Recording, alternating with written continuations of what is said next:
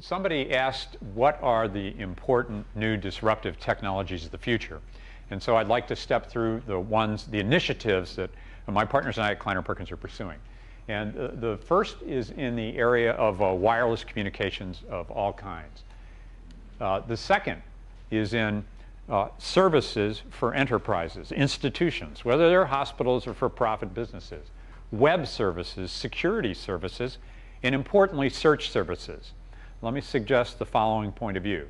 If in the early days of computing and software, all the important development work was writing to the iron or writing to the microprocessor, or developing the microcode for the chip, then operating systems were introduced, and we designed to and wrote operating systems. And then databases were introduced, and we wrote to databases. And I think for Web 2.0, for the next generation of web services, the most interesting services are all going to be built on search of one kind of a platform or another.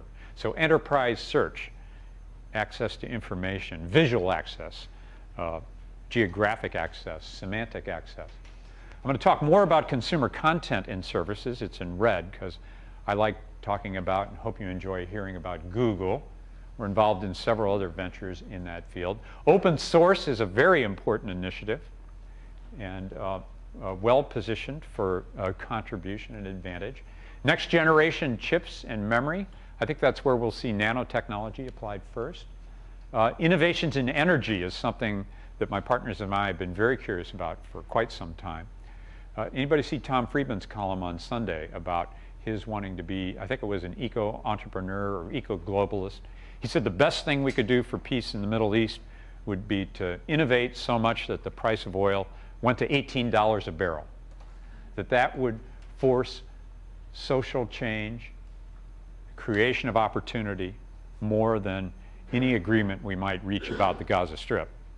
And I'm optimistic. I think we'll get to an agreement between the Palestinians and the Israelis before we get to $18 a barrel.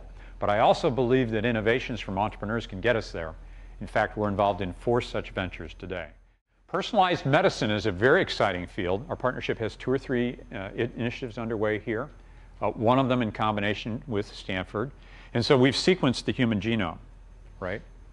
But that just gave us like the parts list for the Boeing 747. No one really knows how to wire it together, how to program the subsystems. We really can't do proteomics because the genes express proteins.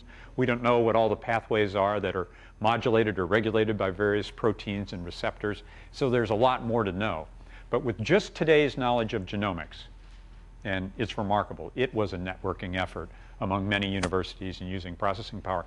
With that much knowledge, you can, in a case that strikes very close to my home, for a woman who has a very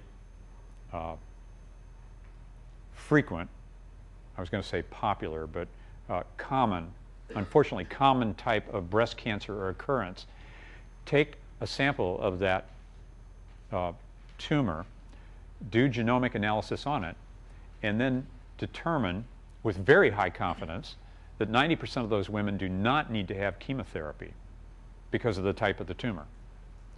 And quite the opposite is the case today. About 80% of women undergo chemotherapy when only 10% of them need it. Breast cancer is an indignity that no woman should have to endure. Chemotherapy, whether you're a man or a woman, puts you out of commission for over a year, is costly. Today's approaches to cancer, by and large, are, cut, burn, and poison, with poison being the chemotherapy. So this is a remarkable contribution, the idea of having the right drug for the right patient at the right time in the right disease state.